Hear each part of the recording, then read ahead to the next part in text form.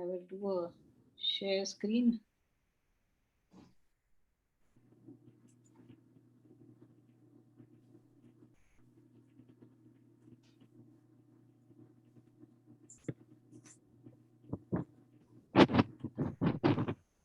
Just excuse me for a moment.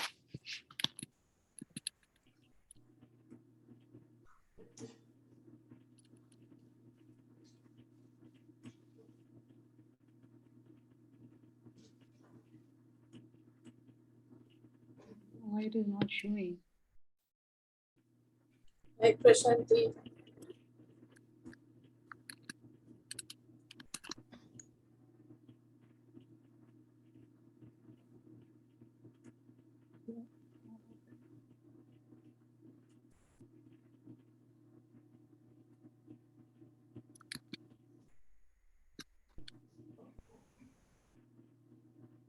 Well, it doesn't matter. I guess we all have the text. Who is this Uma? I have not met. Uma Shekhar. Can you see my screen now? Yeah, Yes. she's our neighbor, Gauri. Yes, we can see. Okay. So I think I will tell both the Shanti Patas so that we don't have to, apportion our time at the end. So this one is relatively easy. It says Shantani Purva Rupani Shantam no Astu Krita Kritam Shantam Bhutam Cha Bhavyam Cha Sarvameva Shamastu Naha. So the Purva Rupani means the earlier form. And that gives us an indication that this is not talking about just itself. So the word which is missing over here is karma. So the Purva Rupa of karmas, if we take as physical actions, then the Purva Rupa is the thought or the motivation behind the karma. So may that be done, number one, with a mind which is calm, which is shant, and also the deed which we plan to do. May it be auspicious. Then Shantam no astu krita kritam. Whatever is done and which is undone. This again, this gives an indication that we are talking about karma. So that which has been done by us and that which has not been done by us. So this can be seen as in two ways. Either that the duty that we did and the bad that we did not do, or the whatever we did and whatever we should have done that we didn't do. So either way you can look at akritam in a positive light or a negative light. Something which should have been done was not done, and something which should not have been done and we did not do. So may whatever we have done now or not done, may that also be beneficial for us. Shantam bhutam cha bhavyam cha. That which has happened in the past and that which is going to happen in the future. Again, this is in relation with karma. So these are the sanskaras which have been left over from the karma which we did in the past, and those sanskaras which will be generated in the future by our future karmas. May all of them be auspicious for us and the whole of mankind. Okay, so this is the first one. And of course, sarvameva shamastuna, not only all these purva rupani, krita kritam, bhutam cha bhavyam cha, but everything, all the deeds of everybody else also, may it be beneficial for us and for the whole of mankind. Then this one, during these COVID times, this is a very important month for us to follow. Swayam vajins tanvam kalpayasva, swayam yajasva, swayam jushasva, mahimati anyena na sannashe. Okay, that, oh vajin, the one who is permeating one's actions, or one who is desirous of learning. You are desirous of learning. So this is really applicable for us who have gathered here today to learn a very beautiful part of Rgveda. So God is telling us that on your own, with no help from anybody else and nobody else telling you to do it, you must make your body strong. Okay, Tanvam is typically a body, but also you can take it as your mind. So you must make your mind and body ready to accept this knowledge. So, we typically forget about physical activity as part of our mental apparatus. And particularly in people who are very nerdy, you will see that they are also very thin and very sickly, etc. So that is what this month is telling us, that while studying, you should not forget about your body as well. So give some time to your body too. Swayam Yajaswa. You must on your own connect with the people who know their subject, the subject which you are interested in. You must connect with them. Swayam Jushaswa. On your own, you must find time to be with them, and also, seva. Seva has two meanings. That one is that you must serve those people, and also you must spend time with them, be with them to learn from them. So both meanings are implied over here, that you must be with them, make sure that you spend time with them, and also you must assist them in whichever way they need. In this way, when you gather that knowledge, then your greatness will cannot be destroyed by anybody else. Okay, this again has two connotations. One is, of course, that knowledge which you have gained is yours forever, and nobody can deny the fact that you have mastered this knowledge. Also, the fame is likely to spread, that you have gathered this knowledge. But fame is very, very secondary, and whether we get that fame or we don't get, the fact remains that we have gained something internally which we must be very confident of, that we have gained. So we should reach that level, that we have confidence in what we have gained. Okay, then after that, we should not feel as if we don't know really whether it is this way or that way. Okay, so now we shall repeat the I shall say a part of it, typically a quarter of the mantra, and please repeat after me. Om Shantani Purvarupani. Om Shantani Purvarupani. Shantam no astu krita kritam. Shantam Shantam no no astu astu kritam kritakritam. kritam. Shantam bhutam cha bhavyam cha.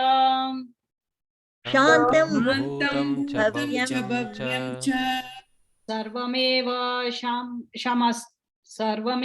shamastu naham. Sarvameva Sarvameva shamastu shamastu naha. naha. Om Shanti Shanti Shanti. Om Shanti Shanti Shanti Shanti. Shanti. So for those who are joining today, the three Shantis which are there are supposed to be Adi Bhautik, Adi Devik, and Adhyatmik. So if we look at Adi Bhautik, then it is through other beings. May they be auspicious for us. Then Adi Devik, that means all these natural forces, may they all be beneficial for us. And then we ourselves, our soul, our body, our mind, and God, may all these be beneficial towards us. All right.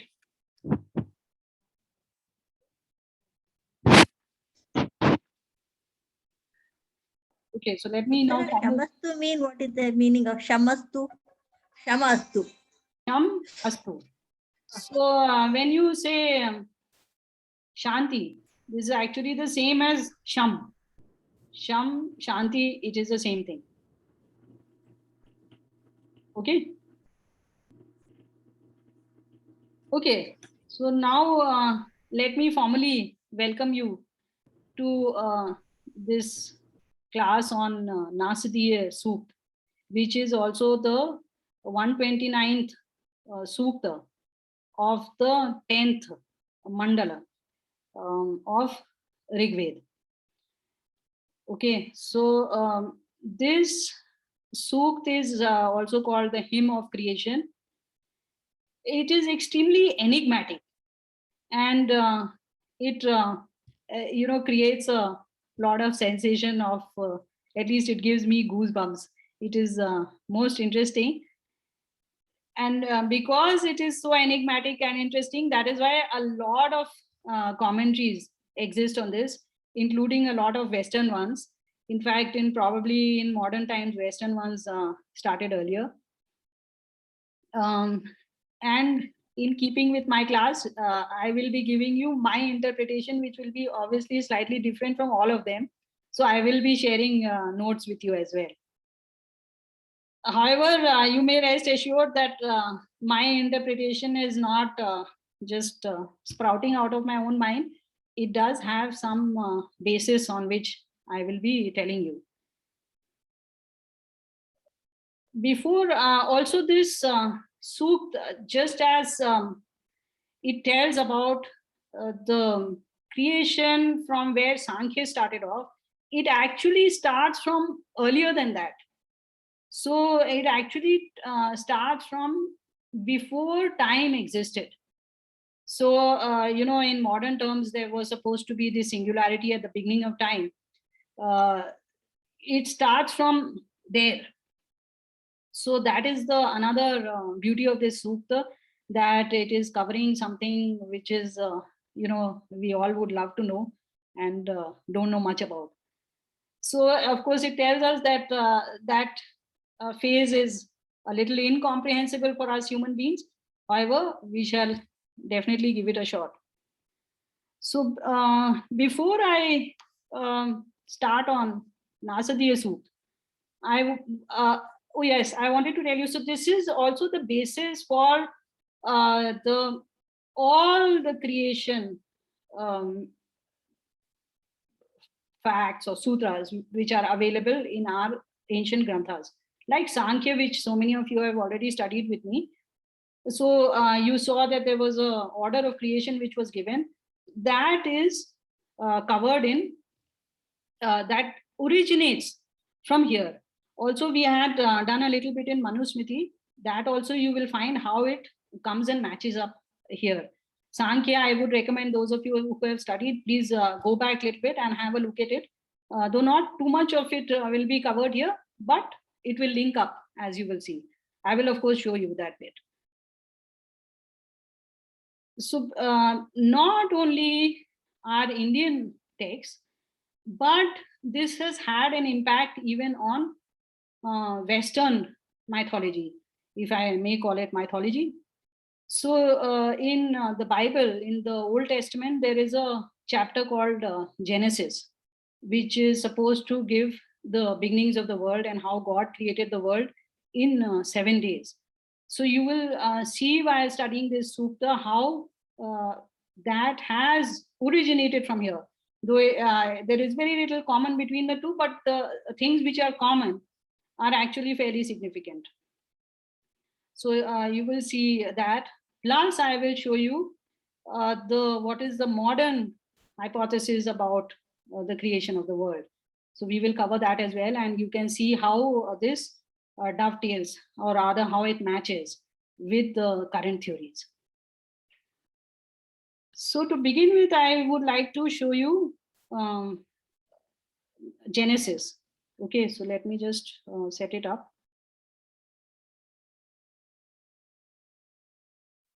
Set.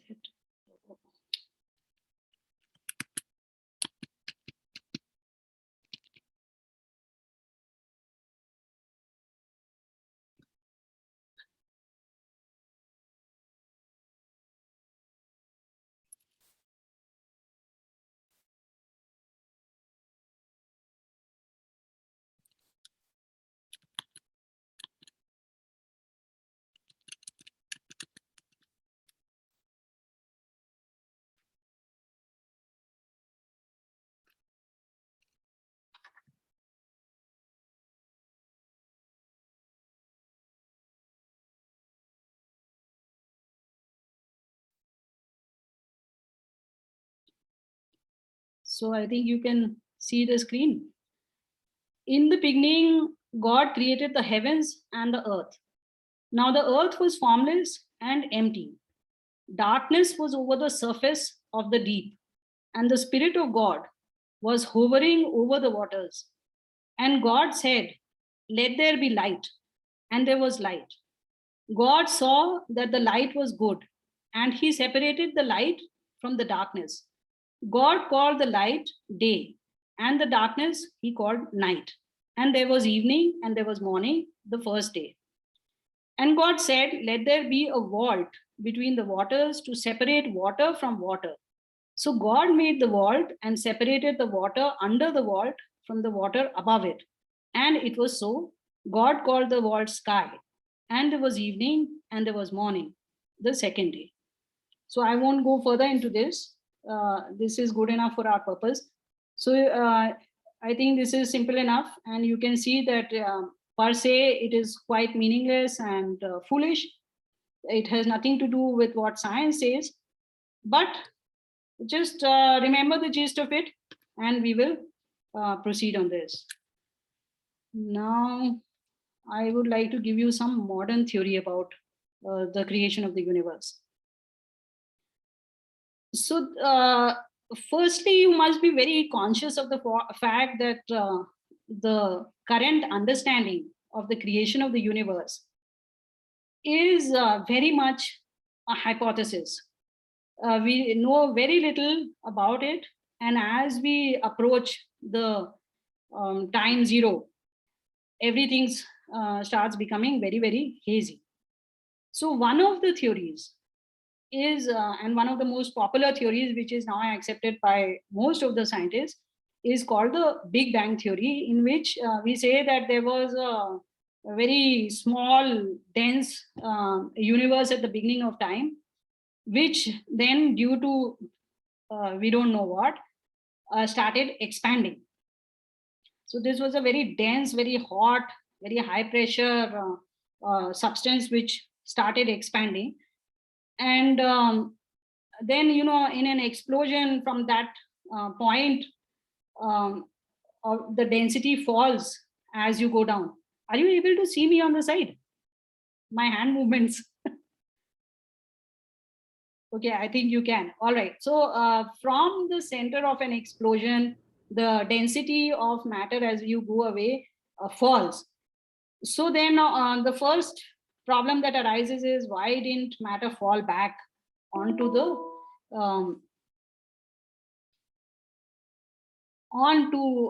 itself, and why didn't it collapse back into the singularity? So then they say that, okay, it was actually very, very isotropic. The density was extremely uniform, and that is why it did not fall down or fall back in upon itself. There immediately you can see a problem that however isotopic it may be, it has to have a boundary, because there was no space before that, and as this expansion is happening, space is getting created. So there has to be a boundary of that space, and there will always be a center of gravity of this. However, we overlook that. Then the universe is supposed to have expanded at a speed far greater than the speed of light. It suddenly just kind of burst open. This is called a period of inflation. And during this time, some ripple seems to have happened. Okay, now how this ripple was generated in this very, very uniform universe, again, it is a question mark. So, however, due to this ripple, this matter was no longer very, very equitably distributed. As this inflation happened, cooling started happening, and particles started arising. So you started having protons and neutrons. And these were present both as matter and as antimatter. There is a principle in physics which says there has to be symmetry at all times. So by this principle of symmetry, matter and antimatter should have been created in equal quantities.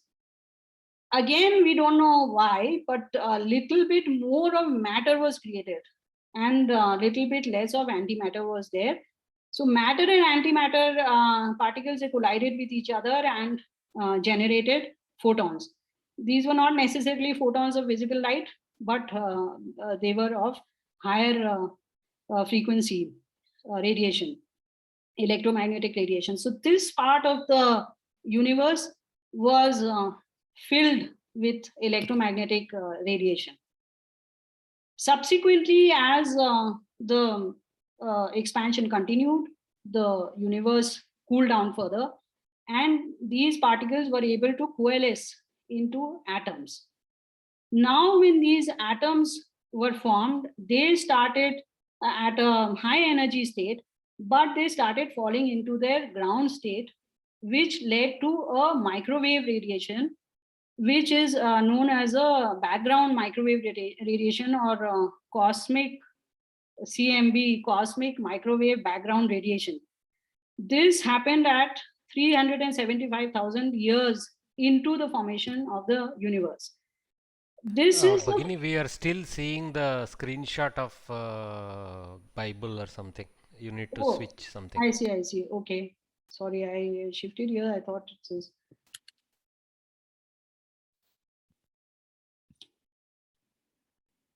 And are you able to see my face? Yes, both fine. Okay, good. So sorry about that. So this was the initial period. And then at 375,000 years, we get this cosmic microwave background radiation.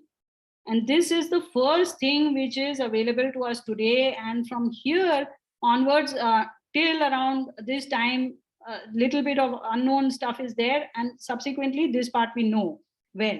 But this is the time actually when we can make some real statements about the universe. This, by the way, this picture has time on the x-axis, and on the y and z axis is the universe in 2D. So this is showing the expansion of the universe that is as it is going in time, starting from a point in space. Sorry, from a point. So after these atoms started coalescing and they reached their ground state, after they had all entered that ground state, there was a time when there was no further production of any kinds of photons, and these atoms only started forming slightly larger atoms, and hydrogen and helium were formed, electrons were grabbed, and lithium also a little bit was formed, and they started coalescing into stars and into galaxies due to gravitational force, which also made its appearance. Once the galaxies reached a particular uh, density, then and the stars also within them, then light started uh, being emitted from these bodies. And then subsequently, this universe kept expanding very slowly, and but it looked almost as it is today. In general, we say that the universe is the same in all directions, that is isotropic. The density, if you look at a very large portion, it is the same. So even now we say that the universe is uniform in all directions. Subsequently, at another inflection point, the expansion of the universe started happening very fast, and today we are in this accelerated expansion phase, where galaxies are moving away from each other at a faster and faster pace. So this all till today is covers a period of 13.77 billion years. This is today's understanding of uh, the creation of the universe. I have shown you some problems, and you can yourself understand that if you think over it, that there are many other issues which are there even in this theory, but this theory explains this cosmic background radiation, which is one observable phenomena, and things like these galaxies moving away. In fact, the way this whole model has been built up is by reversing that trend. So you are seeing this acceleration, and then you start winding the clock back, and so you say, okay, there must have been a time when it was at zero. So that is the basis for this model. Okay, so that is that. Now we shall move on to Nasadiya Sukta.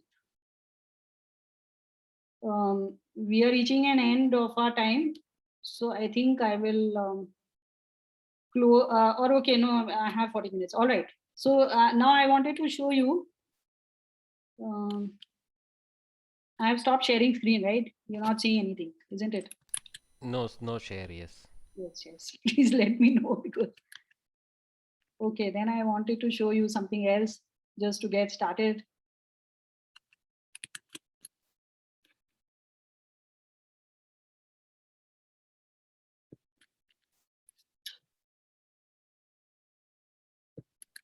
Uttara, when you start, will you again explain about that Rishi and Devta? I know you had said something last time, but I forgot that. Okay, we'll do it in the end. Yeah, Okay. yeah, whenever you.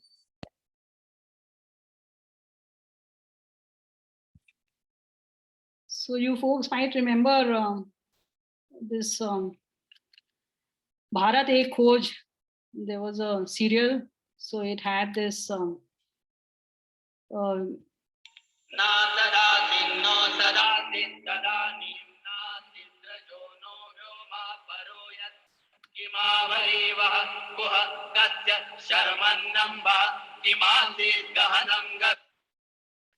गभीरं न मृत्युरादिदमृतं न तर्हि न रात्या अनादि प्रतीतः सृष्टि से पहले सत नहीं था असत भी नहीं अंतरिक्ष भी नहीं आकाश भी नहीं था छिपा था क्या कहाँ किसने ढका था उस पल तो अगम अतल जल भी कहा था. Okay, so this covers the first sukta. Okay. But it is so hard to see hear it in Hindi. I'm so used to Sanskrit. Okay. Anyway, so now let me share the actual suktas with you. Just give me a minute.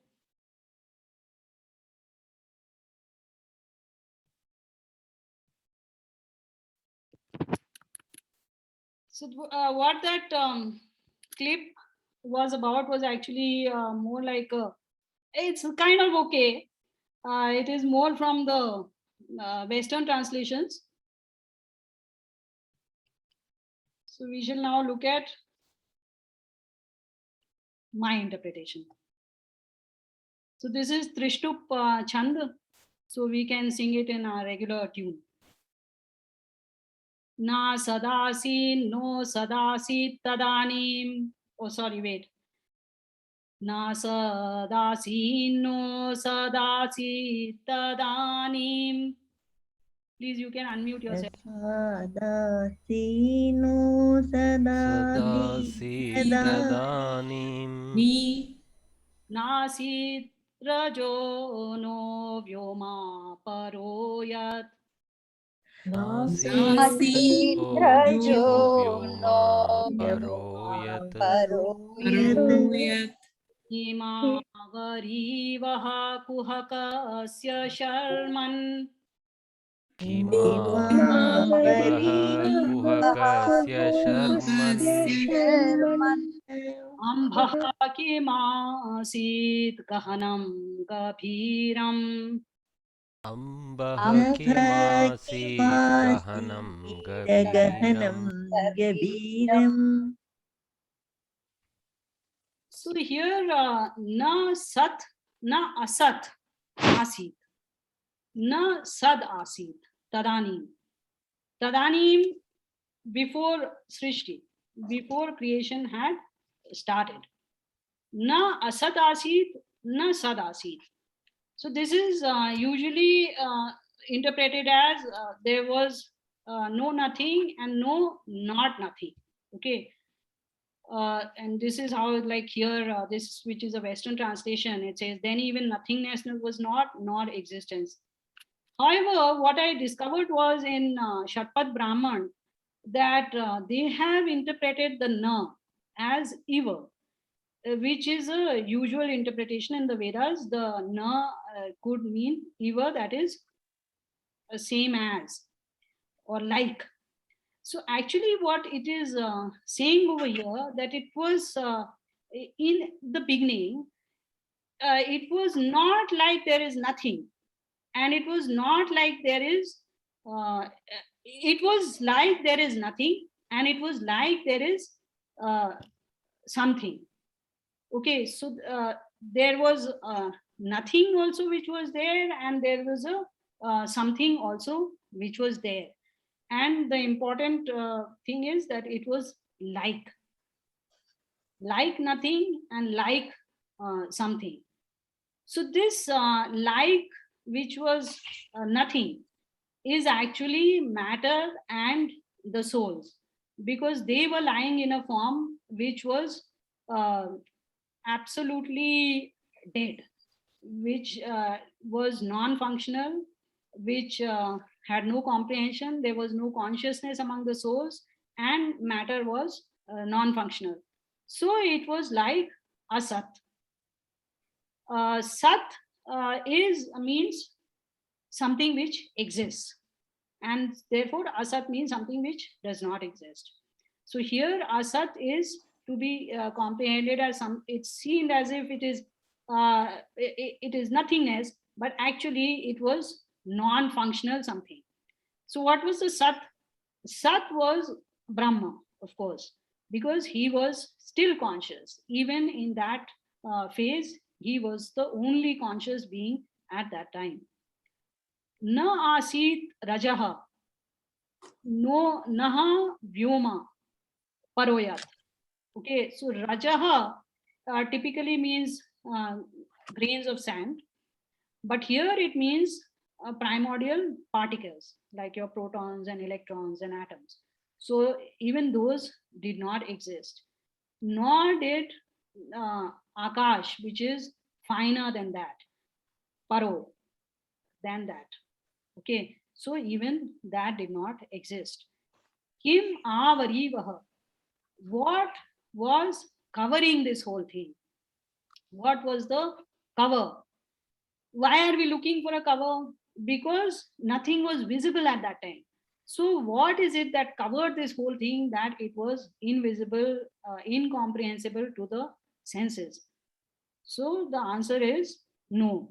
So this is an alankar, and it must not be taken as the Vedas are saying nobody knows what was covering them. Okay, the answer here is that no, there was nothing covering anything. Kuhakasya Sharman. Kuha here actually means kutra, where, kasya, whose, Sharman, support. So where was the support of whom? Whose support was where? Okay, all these things which are there, which existed really speaking at that time. What was their support? So how does this question arise? See, even when planets are moving around the sun, there is the force of gravity which is supporting them. So like that, now you have to think that in that primordial state, there must have been some support. So what was that support which existed at that point in time? So the answer is Brahma, which we will see also in the next mantra which is there. Ambha kimasit, gahanam kabhiram. Ambha means water. So what was this water which existed at that time, which was gahan, dense, and gabhir, deep? Okay, so this what it is telling us is that at that time this matter existed as a fluid, in a fluid state, which was extremely dense and compacted. Okay, which you can see matches up with the current knowledge of the singularity which started the Big Bang. You will see further how it matches up in further mantras. Also, this concept of water and the spirit of God floated above water. You can see how it is originating from this one mantra. All right. So I think we will close it here and we'll go into the next. Saraji, just one question. Here, ambhaha is bha is a stressed bha, right? It's not ambhaha. Meaning, you are saying about swara? German ambhaha. It is ambaha or Arsha ambhaha? प्रयोग इति स्वीकरोतु भगिनी Ambhaha. Ambhaha. Bha for bhay.